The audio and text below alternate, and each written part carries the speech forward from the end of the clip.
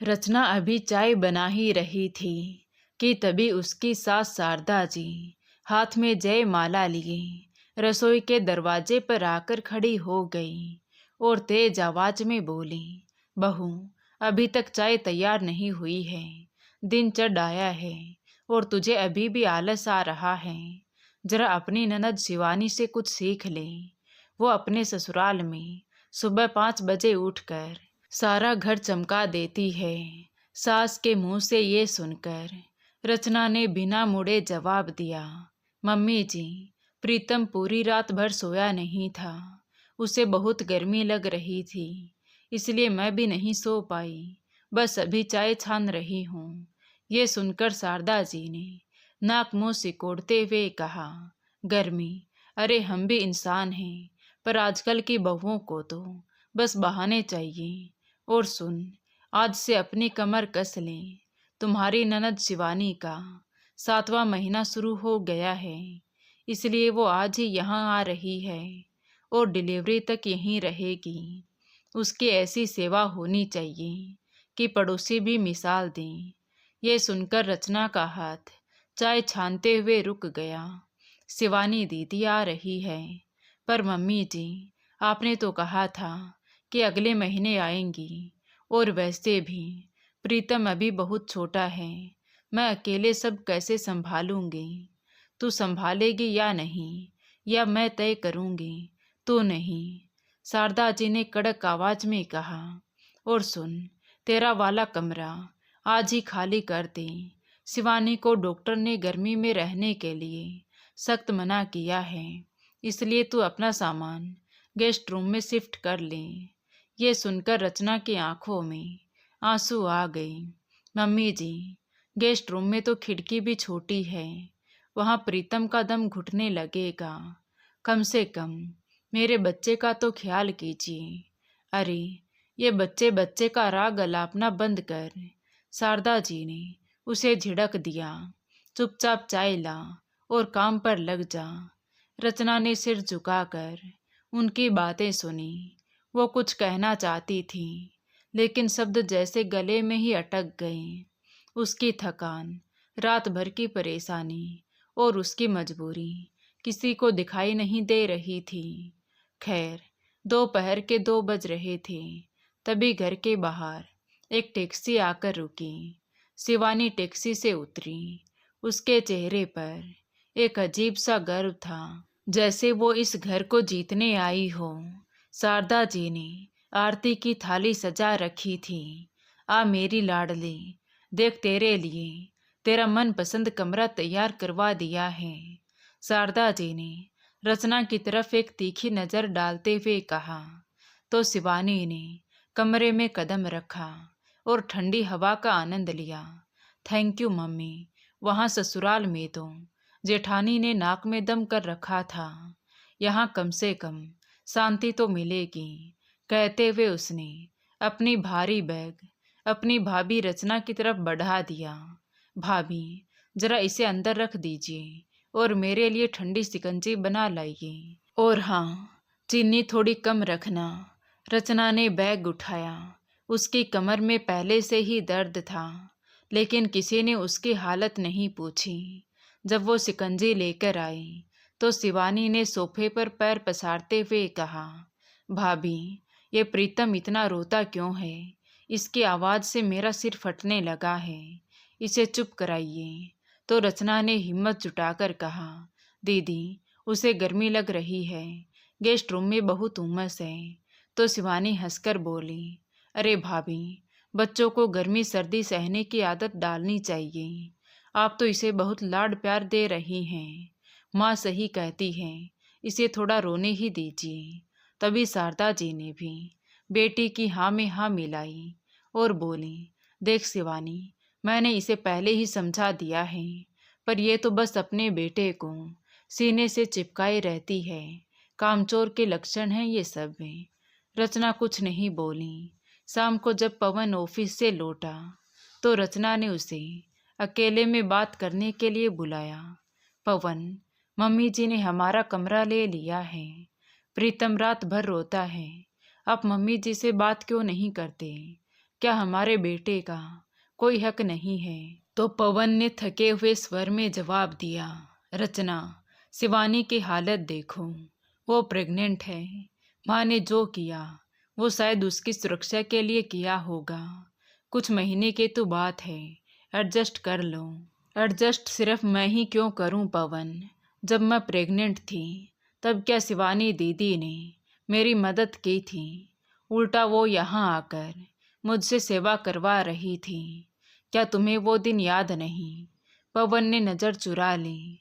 रचना, बहस मत करो, मैं थका हुआ हूँ। रचना को एहसास हो गया कि इस घर में उसकी लड़ाई उसे अकेले ही लड़नी होगी। उसका पति, जो उसका सबसे बड़ा सहारा होना चाहिए था, वो अपनी माँ और बहन के सामने भीगी बिल्ली बना हुआ था। रात के 8 बज रहे थे। रसोई में गर्मी और उमस के बीच रचना पसीने से तरबतर होकर खाना बना रही थी। एक तरफ प्रीतम पाले में लेटा हाथ पांव मार रहा था और रचना एक हाथ से उसे झूला झुलाती और दूसरे हाथ से रोटियां बेल रही थी। तभी बाहर से ही शिवानी की चहकती हुई आवाज आई, मम्मी, मेरा बड़ा मन है कि आज खाने में कुछ चटपटा हो जाए। ये बोरिंग दाल चावल मुझसे नहीं खाए जाएंगे। भैया से कहिए ना, पनीर और तंदूरी रोटी मंगवा दें। शारदा जी ने तुरंत अंदर झांका और बोली, बहू, सुना तूने? शिवानी का मन पनीर खाने का है, तो पवन से कह दूं आते वक्त बड़े होटल से खाना लेकर आएगा। और हाँ, तू अपने लिए और हमारे लिए वही दोपहर वाली दाल गरम कर लेना। फालतू पैसे बर्बाद करने की ज़रूरत नहीं है। रचना का हाथ रुक गया। मम्मी जी, दोपहर की दाल खट्टी हो गई है और मैं प्रीतम को दूध पिलाती हूँ। बासी खाना मेरे और बच्चे के लिए ठीक नहीं है। अरे, तो ताज़ा बना ले, पर पनीर तो सिर्फ है शिवानी के लिए ही आएगा। वो प्रेग्नेंट है, उसकी हर इच्छा पूरी करना हमारा धर्म है। तू तो बस बहाने ढूंढती है कि कब अच्छा खाना खाने को मिले। शारदा जी ने तंज कसा। रात को जब पवन पनीर का डिब्बा लेकर आया तो मेज पर शिवानी और शारदा जी शान से बैठी थी। पवन ने रचना को पुकारा, रचना आओ, खाना खा लो। इससे पहले कि रचना कुछ कहती, शारदा जी बोल पड़ी, अरे वो खा लेगी, तू बैठे, शिवानी को परोस, बेचारी दोपहर से भूखी है। रचना जब अपनी थाली लेकर आई, जिसमें सिर्फ 2 सूखी रोटियां और वो खट्टी दाल थी, तो उसने देखा कि शिवानी मज़े से पनीर के टुकड़े तोड़ रही थी। भाभी, ये पनीर बहुत टेस्टी है, पर आपको नहीं दे सकती, इसमें बहुत फैट है। आपकी सेहत के लिए दाल ही अच्छी है। शिवानी ने कुटिलता से मुस्कुराते हुए कहा। तो रचना ने पवन की तरफ देखा। पवन चुपचाप अपनी प्लेट में नज़र गड़ाए बैठा था। उसने एक बार भी ये नहीं कहा कि रचना को भी थोड़ा पनीर दे दो। रचना का गला भर आया। उसने अपनी थाली वहीं छोड़ दी और उठ खड़ी हुई। क्या हुआ बहू, खाना क्यों नहीं खा रही? शारदा जी ने पूछा। तो रचना ने कहा, मम्मी जी, बासी और खट्टी दाल खाकर अगर मेरे बेटे का पेट खराब हुआ तो क्या आप रात भर उसे चुप कराएंगी? अगर नहीं तो मुझे भी ताज़ा और पौष्टिक खाना चाहिए। अगर घर में पनीर आया है तो वो सबके लिए है, सिर्फ एक शख्स को छोड़कर। आज रचना की आवाज़ में पहली बार एक गूंज थी। वो बिना खाना खाए अपने कमरे में चली गई। करीब रात के 2 बजे प्रीतम की चीखें पूरे घर में गूंज उठी। उसे गर्मी की वजह से नींद नहीं आ रही थी। ऊपर से गेस्ट रूम की घुटन उसे सोने नहीं दे रही थी। पुराना सा पंखा था, वो भी हल्का हल्का चल रहा था। रचना उसे गोदी में लेकर आंगन में टहल रही थी। तभी शिवानी अपने कमरे से बाहर निकली। भाभी, क्या बदतमीजी है ये? इस लड़के को चुप कराइए, मेरी नींद खराब हो रही है। आपको पता है ना, मुझे डॉक्टर ने भरपूर नींद लेने को कहा है। शारदा जी भी बाहर आ गई। बहू, क्या सुबह से रात तक बस रोना धोना ही लगा रहेगा? इसे ले जाइए बाहर गली में, यहाँ घर में शोर मत मचा। रचना ने प्रीतम को कसकर सीने से लगाया। मम्मी जी, ये आपका पोता है, कोई खिलौना नहीं जिसे बाहर गली में फेंक दूं। इसे गर्मी लग रही है। अगर दीदी को नींद की इतनी ही चिंता है तो ये अपने कमरे में क्यों नहीं सो जाती। ये मेरा कमरा है, मेरा कूलर है। जुबान संभाल कर बात कर बहू, शारदा जी चिल्लाई। ये घर मेरा है और यहाँ वही होगा जो मैं चाहूँगी। तभी हल्ला सुनकर पवन भी बाहर आ गया। रचना, क्या तमाशा लगा रखा है ये? चुप कराओ प्रीतम को। रचना ने पवन की आंखों में आंखें डाली। तमाशा मैंने नहीं, तुम्हारी माँ और बहन ने लगाया है। आज मैं भूखी सोई हूँ क्योंकि तुम्हारी माँ ने मेरा खाना तुम्हारी बहन को दे दिया। अब जब मेरे शरीर में ताकत नहीं है तो मेरे बच्चे को दूध कहाँ से मिलेगा? वो भूख और गर्मी से रो रहा है। क्या तुम्हें रत्ती भर भी शर्म नहीं आती? पवन सन रह गया। उसे पहली बार एहसास हुआ कि खामोशी कितनी बड़ी सजा बन सकती है। वो चुपचाप जाकर अपने कमरे में सो गया।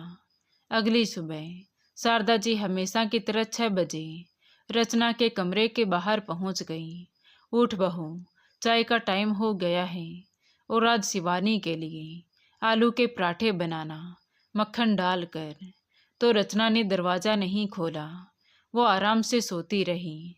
शारदा जी ने दरवाज़ा पीटना शुरू कर दिया। अरे सो रही है क्या? सूरज सर पर चढ़ गया है। आधे घंटे बाद रचना बाहर निकली। उसने साड़ी नहीं बल्कि साधारण सूट पहन रखा था और उसके चेहरे पर एक अजीब सा सुकून था। चाय कहाँ है? शारदा जी ने कड़क कर पूछा। रसोई में सामान रखा है मम्मी जी, गैस भी भरी हुई है, बना लीजिए। रचना ने शांति से जवाब दिया। क्या तू मुझे चाय बनाने को कह रही है? हाँ मम्मी जी, क्योंकि प्रीतम अभी सोया है और मेरी नींद पूरी नहीं हुई। और हाँ, आज से मैं सिर्फ अपने और पवन के लिए खाना बनाऊंगी।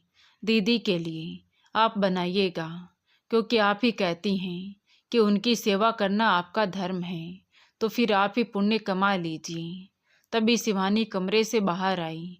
भाभी, मेरे पराठे कहाँ हैं? दीदी, फ्रिज में आटा रखा है, खुद बना लीजिए। आखिर आप ही तो कहती थी कि प्रेगनेंसी में काम करना अच्छा होता है। मैंने भी तो 9वें महीने तक किया था, याद है ना? कहते हुए रचना ने शिवानी की आंखों में झांका तो शारदा जी का चेहरा गुस्से से लाल हो गया। पवन देख अपनी बीवी को, ये क्या बोल रही है? पवन बाथरूम से बाहर आया। उसने रचना की तरफ देखा और फिर अपनी माँ की तरफ।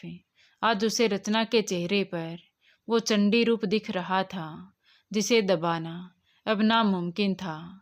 माँ, रचना सही कह रही है, वो रात भर जागी है, उसे आराम करने दीजिए।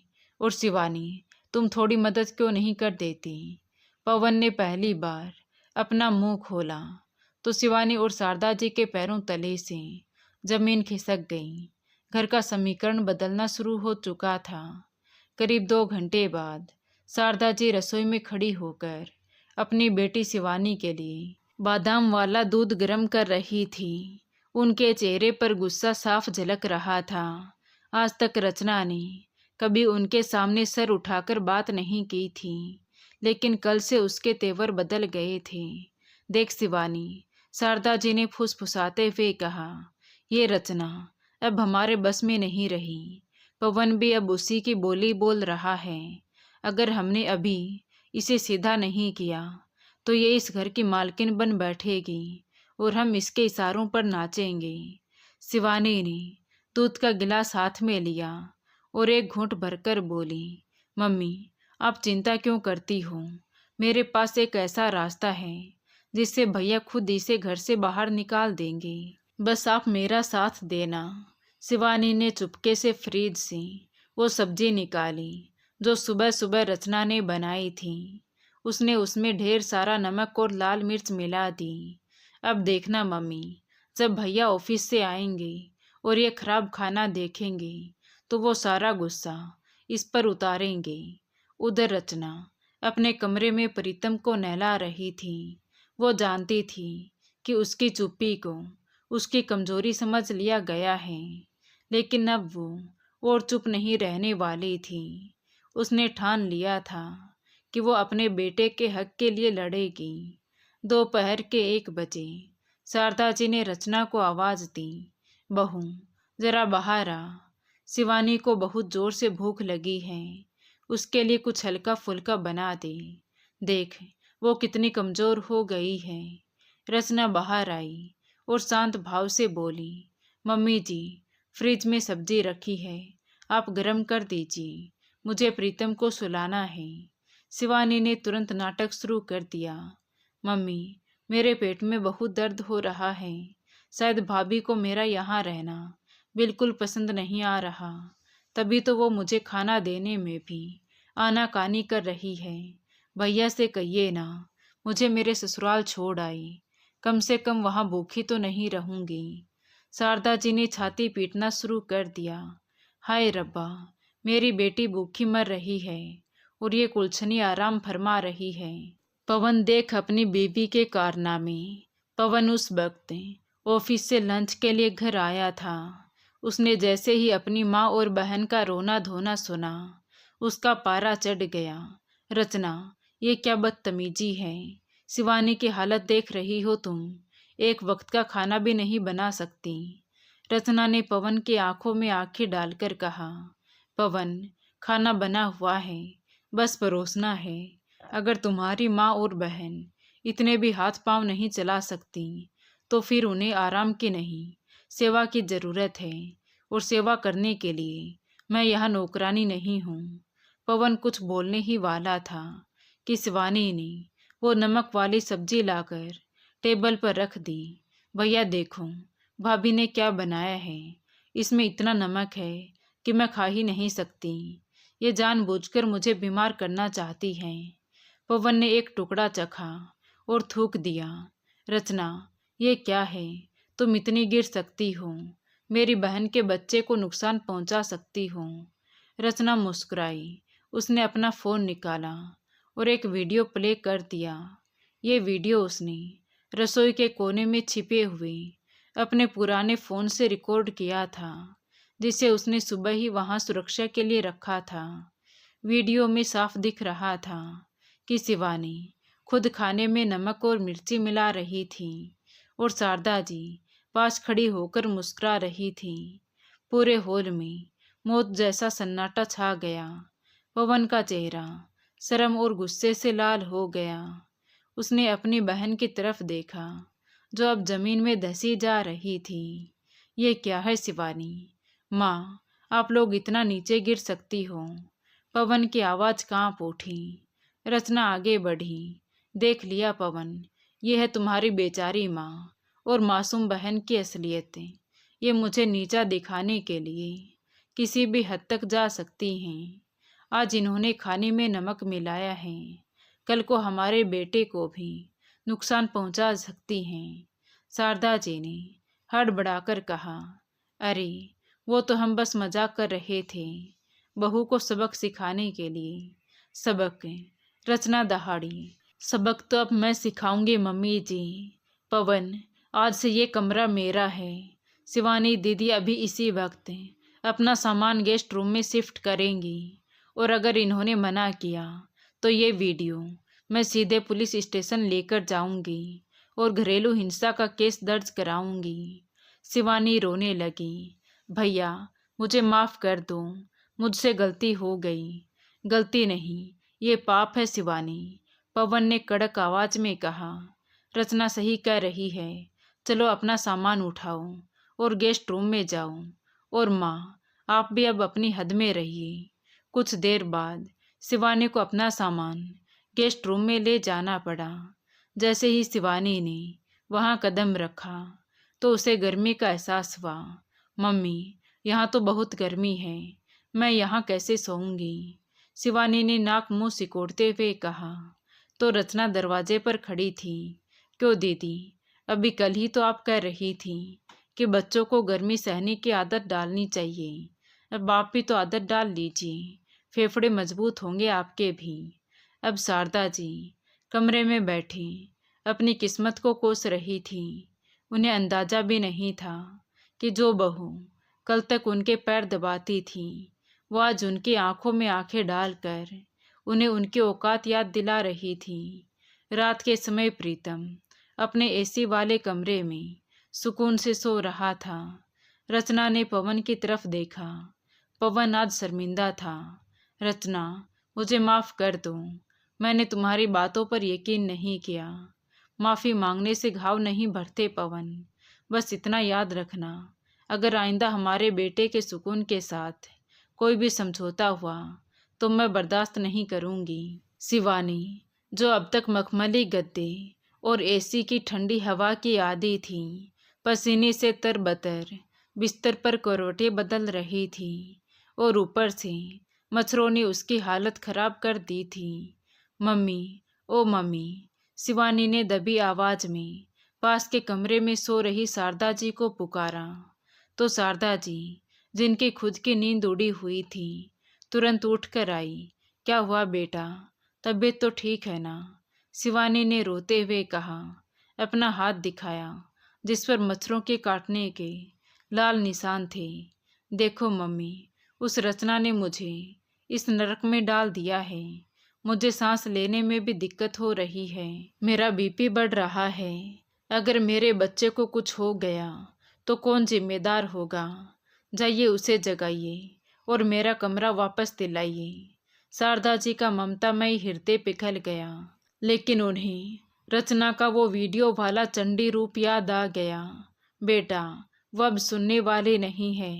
पवन भी उसके वश में है। तू थोड़ा सब्र कर, सुबह कुछ देखते हैं। सब्र? मम्मी, आप मेरी माँ हो या उसकी?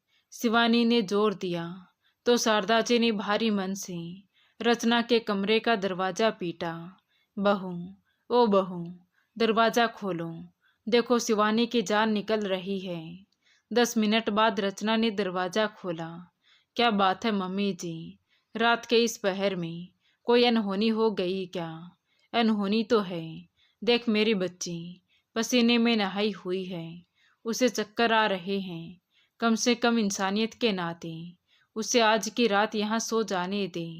कल हम कुछ और इंतजाम कर लेंगे। शारदा जी ने लगभग गिड़गिड़ाते हुए कहा तो रचना ने एक लंबी सांस ली और मुस्कुराकर बोली, मम्मी जी, इंसानियत, ये शब्द आपके मुंह से शोभा नहीं देता। याद है जब मैं 9 महीने की गर्भवती थी और आपने इसी गेस्ट रूम का पंखा ठीक नहीं करवाया था। आपने कहा था कि गर्मी से बच्चा मजबूत होता है। आज वही मजबूती दीदी को भी हासिल करने दीजिए और मुझे सोने दीजिए। सुबह प्रीतम जल्दी उठ जाएगा। कहते हुए रचना ने धड़ाम से दरवाजा बंद कर दिया। शारदा जी और शिवानी वहीं खड़ी की खड़ी रह गई। आज उन्हें अपनी ही कड़वाहट का स्वाद चखना पड़ रहा था। अगली सुबह 7 बजे सूरज की तपिश बढ़ने लगी थी। शारदा जी हमेशा की तरह रसोई की तरफ बढ़ी, ये उम्मीद करते हुए कि रचना चाय बना रही होगी, लेकिन रसोई खाली थी। चूल्हा ठंडा पड़ा था। रचना आराम से आंगन में कुर्सी डालकर बैठी थी और प्रीतम को मालिश कर रही थी। पवन तैयार होकर बाहर आया। रचना, चाय नहीं बने अभी तक, मुझे ऑफिस के लिए निकलना है। रचना ने बिना सर उठाए कहा। पवन, रसोई में चाय पत्ती, चीनी और दूध सब रखा है। आज से अपना काम खुद करना सीख लो। और मम्मी जी, आज से घर की सफाई और बर्तन आप और दीदी संभालेंगी। क्या तू हमसे झाड़ू पोछा करवाएगी? शर्म नहीं आती तुम्हें? शारदा जी ने हैरानी से कहा तो रचना बोली, शर्म तो आपको आनी चाहिए मम्मी जी, जो इतने छोटे दूध पीते बच्चे की माँ से हजारों काम करवाती हैं और खुद सोफे पर बैठकर हुक्म चलाती हैं। दीदी कहती है ना कि वो अपनी ननद के यहाँ सब काम अकेले करती थी, तो आज यहाँ अपनी माँ की मदद करके दिखाइए। आखिर बेटी का भी तो फर्ज होता है ना। शिवानी जो अभी सोकर उठी थी वो चिल्लाई, भाभी मैं प्रेग्नेंट हूँ। आप मुझसे काम करवाएंगी? हाँ दीदी बिल्कुल। डॉक्टर कहते हैं कि सक्रिय रहने से लेबर पेन कम होता है। मैंने भी तो किया था। और अगर आप नहीं कर सकती तो पवन आज ही एक काम वाली लगाओ। उसके पैसे तुम्हारी जेब से नहीं बल्कि मम्मी जी की उस गुप्त बचत से जाएंगे जो उन्होंने मेरे गहने बेचकर बनाए थे। पवन सन रह गया। गहने? माँ, क्या ये सच है? शारदा जी का चेहरा सफ़ेद पड़ गया। वो कुछ बोल ही नहीं पाई। रचना ने एक एक परत खोलनी शुरू कर दी। तभी अचानक शिवानी के पति साहिल बिना बताए घर पहुंच गए। शारदा जी को लगा कि अब दामाद जी के सामने बहू चुप हो जाएगी। आओ दामाद जी बैठो। शारदा जी ने स्वागत किया। बहू, जल्दी से चाय नाश्ता लाओ। तभी रचना बाहर आई और मुस्कुराकर साहिल से बोली, नमस्ते जी, चाय मिल जाएगी, लेकिन आज रसोई में आपकी सासू माँ और पत्नी काम कर रही हैं, थोड़ा इंतजार कीजिए, वो अभी पोछा लगाकर आती ही होंगी। साहिल हैरान रह गया। पोछा? शिवानी इस हालत में पोछा लगा रही है? तभी शिवानी रोती हुई बाहर आई। साहिल देखी, इस रचना ने मुझे कमरे से निकाल दिया, मुझे मच्छरों में सुलाया और अब मुझसे काम करवा रही है। भैया भी कुछ नहीं कह रहे इसे। साहिल गुस्से में पवन की तरफ मुड़ा। पवन, ये क्या तमाशा है? मेरी बीवी को आपने यहाँ नौकरानी बनाने के लिए बुलाया है क्या? पवन कुछ बोलता, उससे पहले ही रचना ने मोर्चा संभाल लिया। साहिल जी, तमाशा तो आपकी बीवी और सासू माँ ने सालों से रच रखा है। क्या आपको पता है, कल आपकी बीवी ने खुद खाने में जहर जैसा नमक मिलाया था ताकि मुझे घर से निकाला जा सके। अगर शिवानी दीदी को यहाँ तकलीफ है तो आप इन्हें अभी ले जा सकते हैं। वैसे भी ये यहाँ सिर्फ आराम करने के लिए आई थी ना, तो आराम अपने घर पर कीजिए, यहाँ तो अब काम करना पड़ेगा। साहिल ने शिवानी की तरफ देखा तो शिवानी ने नज़रें झुका ली। वो जानती थी कि साहिल वसूलों का आदमी है और अगर उसे नमक वाली सच्चाई पता चली तो वो उसे यहीं छोड़कर चला जाएगा। घर में भारी तनाव था। साहिल चुपचाप सोफे पर बैठा था। तभी रचना ने एक फाइल मेज पर रखी। ये क्या है? पवन ने पूछा। तो रचना ने दृढ़ता से कहा, यह इस घर के लिए नियम है। पहला नियम, शिवानी दीदी को अगर यहाँ रहना है तो उन्हें घर के छोटे छोटे कामों में हाथ बटाना होगा, कोई वीआईपी ट्रीटमेंट नहीं मिलेगा। दूसरा, रसोई का खर्चा अब सिर्फ पवन नहीं बल्कि मम्मी जी की पेंशन से भी साझा होगा। तीसरा, प्रीतम का कमरा हमेशा प्रीतम का ही रहेगा, कोई भी मेहमान उसे हड़प नहीं सकेगा। चौथा, अगर मम्मी जी या दीदी ने दोबारा मेरे खिलाफ कोई साजिश रची तो मैं सीधे महिला थाने जाऊंगी। अगर ये शर्तें मंजूर हैं तो ही दीदी यहाँ रुकेगी, वरना साहिल जी आप अपनी पत्नी को ले जा सकते हैं। शारदा जी ने दामाद जी के सामने अपनी इज्जत बचाने के लिए सर झुका लिया। शिवानी के पास भी कोई रास्ता नहीं था। उसे एहसास हो गया था कि रचना अब वो अबला बहू नहीं रही जिसे दबाया जा सके। शारदा जी और शिवानी की अब रचना से आंखें मिलाने की हिम्मत नहीं हो रही थी।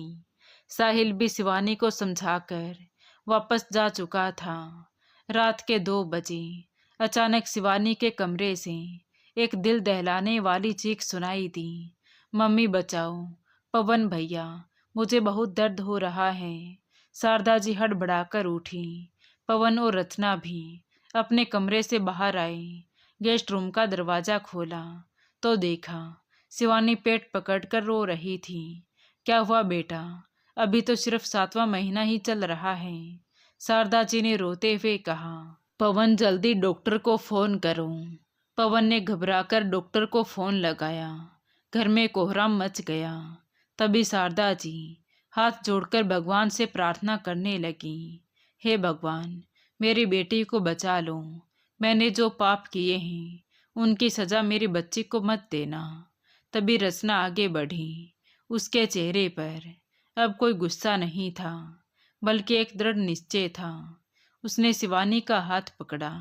दीदी, घबराइए मत, मैं आपके साथ हूँ।